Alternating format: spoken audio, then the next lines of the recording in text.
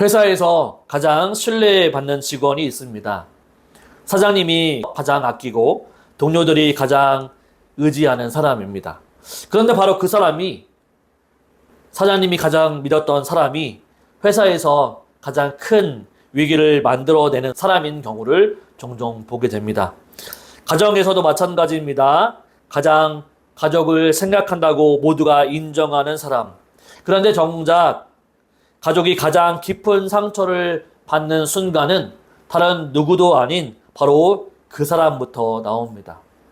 바로 그 사람이 그럴 줄 몰랐다라고 하는 말이 바로 나오는 자리는 의외로 가장 가깝고 가장 믿었던 사람의 자리인 경우가 많습니다. 교회 안에서도 똑같습니다. 가장 헌신적이고 가장 믿음이 좋다고 인정받는 분이 어느 순간 가장 날카로운 말로 누군가에게 상처를 주거나 가장 완고하게 고집을 부리는 모습을 볼 때가 있습니다. 사실 이것은 남의 이야기가 아닙니다. 어제 새벽 기도에서 가장 뜨겁게 손을 들고 기도했던 그 마음과 오늘 출근길에 끼어든 차를 향해서 욕설이 튀어나오는 그 마음이 그 한 사람의 마음, 그 같은 마음 안에서 일어나고 있다는 사실입니다. 교회 안에서는 누구보다도 따뜻하지만 집에 가서 돌아가면 가족에게 가장 차가운 말을 쏟아내는 바로 모습이 바로 우리의 모습과 같다고 말할 수 있습니다. 한 사람의 몸 안에서 두 가지의 반응이 나타나는 거죠. 가장 믿음직한 모습과 가장 실망스러운 모습이 같은 한 사람 안에 동시에 들어있다라고 하는 것이 이것이 우리 모두의 솔직한 현실입니다. 오늘 본문의 베드로가 정확히 이런 사람이죠. 마태복음 16장에서 예수님은 베드로에게 인류 역사상 가장 영광스러운 칭호를 주십니다. 너는 반석이다. 내가 이 반석 위에 내 교회를 세우겠다. 천국 열쇠를 네게 주겠다. 그런데 이 본문이 끝나고 난 뒤 세 절 뒤에는 같은 베드로를 향해서 예수님은 말씀하십니다. 사탄아 내 뒤로 물러가라. 천국 열쇠를 받은 자와 사탄이라고 불린 자, 이것은요 다른 두 사람의 이야기가 아닙니다. 같은 사람, 같은 날, 같은 자리에서 일어난 사건입니다. 베드로 안에서 반석과 사탄이 동시에 있었다면 바로 오늘 우리 안에는 무엇이 들어 있었을까요? 바로 우리가 입으로 고백하는 신앙과 실제 삶 사이에는 얼마나 큰 간격이 숨어 있을까요? 오늘 본문은 바로 이 질문 앞에서 시작합니다. 자, 이제 우리 본문을 천천히 따라가 보도록 하겠습니다.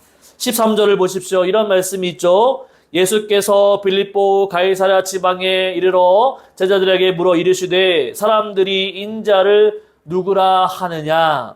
바로 예수님은요 갈릴리 이제 그 지방을 떠나서 가이사랴 빌립보로 가십니다. 여러분 이곳은 어떤 곳인지 아십니까? 바로 오늘 본문을 제대로 보여주는 장면의 하나죠. 이것은 바로 로마 황제의 신을 섬길 수 있는 신전이 있는 곳이고 그리스 신화의 신 판을 섬기는 동굴 제단이 있던 곳입니다. 쉽게 말씀드리면 세상의 모든 신들과 세상의 모든 권력이 모여있는 자리입니다. 예수님은 일부러 그곳으로 가서 제자들을 데리고 가서 질문을 한 것이죠. 사람들이 인자를 누구라고 하느냐. 여러분 왜 하필 거기였을까요? 네, 진짜 신이 누구인지 진짜 권세가 누구에게 있는지를 묻는 질문은요. 여러분 가짜 신들이 가장 화려하게 모셔있는 바로 그 자리에서 질문을 던져야만 가장 선명하게 대답을 할 수 있기 때문입니다. 여러분의 인생에도 그런 자리가 있지 않습니까? 바로 세상에서 성공이라고 부르는 것, 안정이라고 부르는 것, 행복이라고 부르는 것들이 가장 화려하게 진열된 자리, 바로 성공, 또한 승진, 통장의 잔고, 자녀의 성적, 유튜브의 좋아요 숫자, 그 자리 한복판에서 바로 예수님은 오늘 또 똑같이 물으십니다. 너희는 나를 누구라고 할 수 있느냐? 14절을 보겠습니다. 14절에 이런 말씀이 있죠. 이르되 더러는 세례 요한, 더러는 엘리야, 어떤 이는 예레미야나 선지자 중에 하나라 하나이다. 여러분, 제자들이 사람들의 평가를 전합니다. 세례 요한, 또한 엘리야, 예레미야, 다 훌륭한 이름들입니다.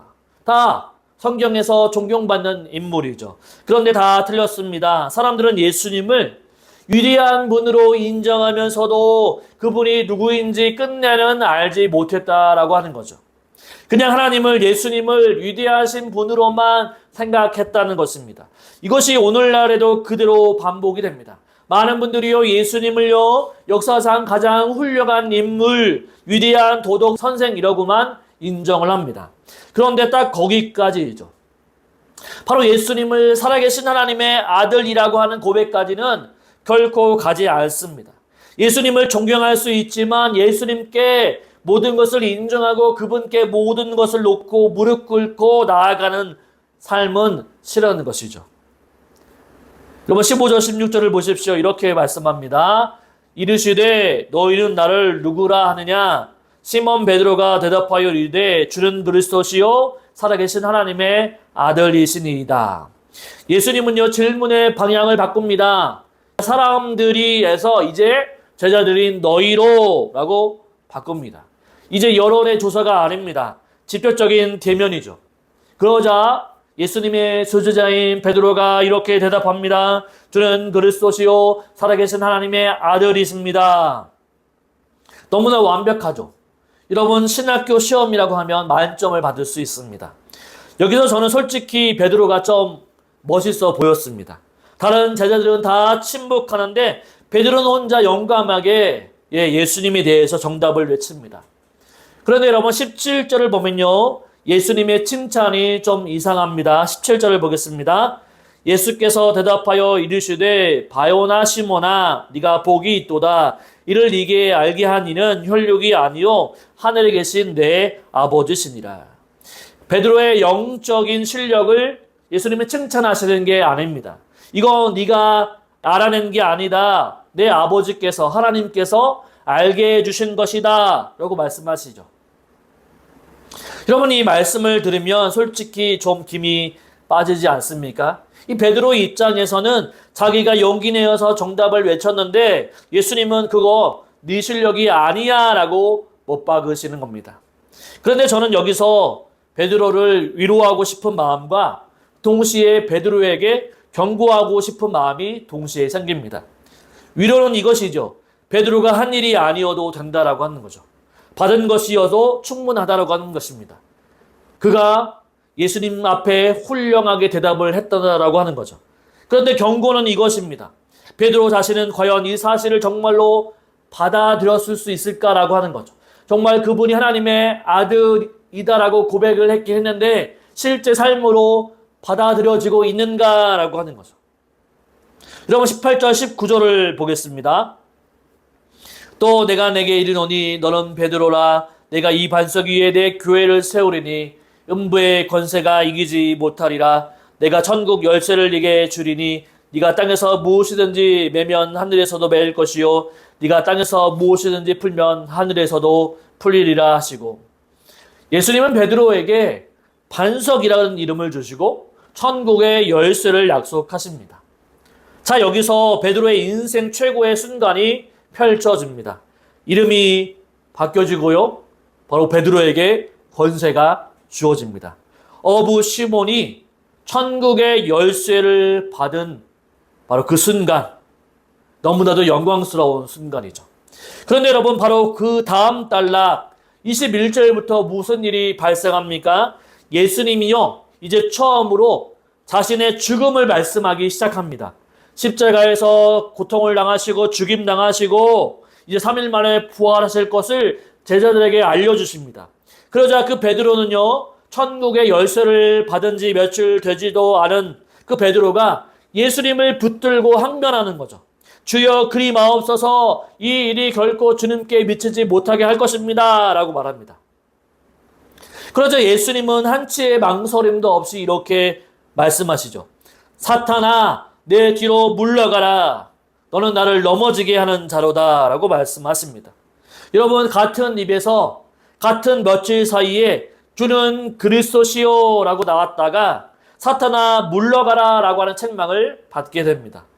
저는 이 대목에서 베드로를 더 이상 영웅으로 볼 수가 없었습니다. 왜냐하면 이게 정확히 제 모습이었고 바로 우리의 모습이기 때문입니다.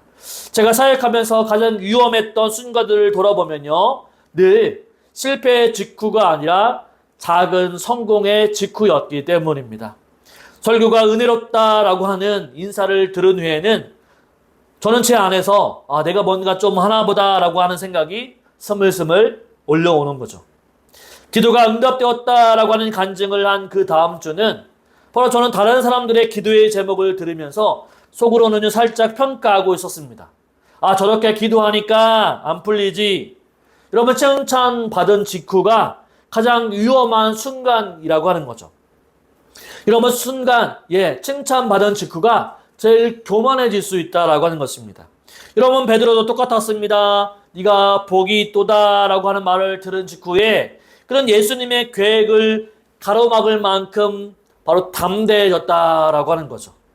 여러분도 한번 돌아보십시오. 여러분의 인생 가운데서 가장 교만했던 순간이 언제였습니까?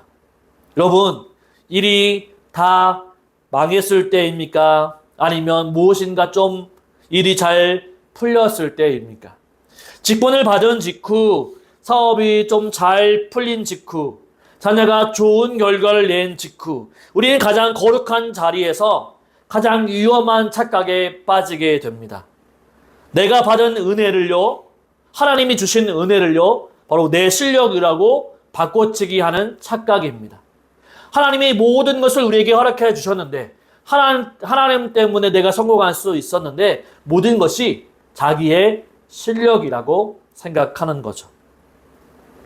여러분, 베드로는 영웅이 아니었습니다. 정답을 알면서도 그 정답이 요구하는 삶은 거부하는 삶이었죠. 칭찬받자마자 자기의 판단을 하나님의 계획보다 앞세운 사람이었습니다. 그리고 이것은 베드로 한 사람만의 이야기가 아닙니다. 신앙 고백은 정확한데 삶은 그 고백을 따라가지 못하는 우리 모두의 이야기와 같습니다. 여기서 우리가 흔히 빠지는 함정이 있습니다. 본문을 여기까지 읽으면 이런 결론을 내리고 싶어집니다. 그래, 내가 베드로처럼 되지 말아야지. 더 신중하게, 더 겸손하게, 더 자기를 쳐서 복종시키면서 살자. 정신 차리고 마음을 다잡고 다시는 베드로 같은 실수를 하지 않겠다라고 결심하고 또한 그렇게 결단하면서 살아가려고 합니다. 여러분, 솔직하게 말씀을 드리겠습니다. 저도 그렇게 결심해 본 적이 정말로 많이 있습니다. 이번에는 정말로 겸손하게 살아야지. 이번에는 진짜 말씀대로 살아야지 라고 결심합니다. 그런데 여러분, 그 결심이 얼마나 갑니까? 작심삼일이죠. 결코 사흘을 넘길 수가 없습니다. 사흘만 지나면 또 똑같은 자리로 돌아와서 저를 발견하게 됩니다. 작은 성공만 있으면 교만해지는 거죠. 천국 열쇠를 받은 그 입으로 며칠 만에 사탄이라고 책망을 들었던 바로 베드로처럼 저도 은혜를 받은 그 주일 오후가 지나기도 전에 바로 똑같은 죄를 짓고 있었습니다. 여러분, 왜 그럴까요? 왜 우리는 정답을 알아도 결심해도 여전히 똑같이 무너지는 것일까요? 여기서 우리가 정직하게 인정해야 할 것이 하나 있습니다. 우리의 문제는요, 뭔가 우리가 결단력과 의지력의 부족이 아니라고 하는 거죠. 더 노력하지 않아서가 아닙니다. 우리의 문제는 훨씬 더 깊습니다. 베드로가 천국의 열쇠를 받은 그 순간에도 그의 속사람은 여전히 십자가를 바라보기보다는 자기 생각을 더 신뢰하는 사람이었다라고 하는 거죠. 은혜를 받았다고 해서 우리의 본성이 완전히 자동으로 바뀌지는 않는다라는 사실입니다.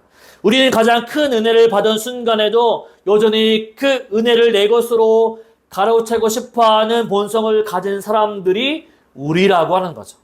그러니까 여러분, 이렇게 한번 정리해 보도록 하겠습니다. 우리가 이번엔 정말 잘 살아보자 라고 결심하는 것으로 절대 이 문제를 해결할 수가 없습니다. 왜냐하면 결심하는 그 사람 자체가 이미 베드로처럼 자기 생각을 신뢰하고 있는 그 사람이기 때문이죠. 베드로는 자기의 의지가 약해서 넘어진 것이 아닙니다. 오히려 그는 강한 의지로 확신에 찬 목소리로 예수님을 막아섰던 거죠. 주여 그리하지 마옵소서. 이것은 나약함의 말이 아닙니다. 확신의 말이었죠. 베드로는 자기가 옳다고 굳게 믿었기 때문에 예수님께 대들었던 것입니다. 여러분, 이게 진짜 무서운 지점이죠. 우리를 넘어뜨리려고 하는 것은 우리의 약함이 아니라 우리의 확신일 때가 더 많다라고 하는 거죠. 내가 이만큼은 알아. 내가 이 정도는 신앙생활을 잘했어. 내 판단이 맞아. 바로 이 확신이 천국 열쇠를 받은 입에서 사탄이라고 하는 말을 끌어내는 통로가 되는 것입니다. 그래서 저는 오늘 여러분께 이렇게 말씀을 드리고 싶습니다. 우리는 할 수 없습니다. 더 노력을 해서 베드로보다 나은 신앙인이 될 수 없다라고 하는 거죠. 우리는 본문을 완전히 잘못 읽은 것입니다. 우리는 베드로보다 나을 수가 없습니다. 왜냐하면 우리도 죄인이고 그 안에 같은 본성을 가지고 있기 때문입니다. 우리는 베드로보다 나을 수 없습니다. 정확한 고백을 한 직후에 가장 교만해지는 본성, 여러분 받은 은혜를 내 실력으로 착각하는 본성, 내가 원하는 모습의 하나님만 받아들이려고 하는 본성, 이 본성은 결심으로 절대로 고쳐지지 않습니다. 의지로 이겨낼 수 없습니다. 자, 그러면 바로 이 지점에서 우리가 절망의 끝에서 다다른 바로 이 지점에서 본문은요 전혀 다른 방향으로 우리를 이끌어가고 있습니다. 17절 말씀을 다시 한번 보도록 하겠습니다. 17절 예수께서 대답하여 이르시되 바요나 시몬아 네가 복이 있도다. 이를 내게 알게 한 이는 혈육이 아니요 하늘에 계신 내 아버지시니라. 여러분 이 말씀 기억하십니까? 베드로의 그 정확한 고백은요 베드로의 실력이 아니라 하나님이 주신 선물이었다라고 하는 거예요. 자, 이것이 왜 지금 우리에게 복음이 되는지 아십니까? 만약 베드로의 고백이 여러분 베드로의 실력이었다라고 한다면 여러분 베드로가 무너졌을 때 그 고백도 함께 무너져야만 했습니다. 하지만 그 고백은요 베드로의 것이 아니라 하나님께서 주신 것이었기 때문에 베드로가 사탄이라고 하는 책망을 받는 그 순간에도 그 고백 자체는 절대로 무너지지 않았다라고 하는 것입니다. 그리고 18절을 다시 한번 보십시오. 18절 같이 있습니다. 또 내가 내게 이르노니 너는 베드로라. 내가 이 반석 위에 내 교회를 세우리니 음부의 원세가 이기지 못하리라. 여러분 예수님은요 내가 내 교회를 세우리니 라고 말씀하셨습니다. 여러분 베드로가 세우겠다라고 절대로 말씀하지 않으셨습니다. 예수님이 세우시겠다라고 말씀하셨죠. 베드로 위에 세우신 것도 아니었습니다. 베드로가 받은 그 고백, 곧 그리스도 자신 위에서 세우셨다라는 말씀입니다. 이것이 바로 우리가 붙잡아야 할 복음의 역설입니다. 우리는요 우리 자신을 신앙 안에 반석으로 세울 수 없습니다. 우리는 너무나 자주 너무나 쉽게 무너지는 존재입니다. 그러나 교회는요 우리의 신앙은 우리의 자신이라는 흔들리는 반석 위에서 세워진 것이 아니라 결코 흔들리지 않는 예수 그리스도라고 하는 반석 위에 세워져 있다라고 하는 것입니다.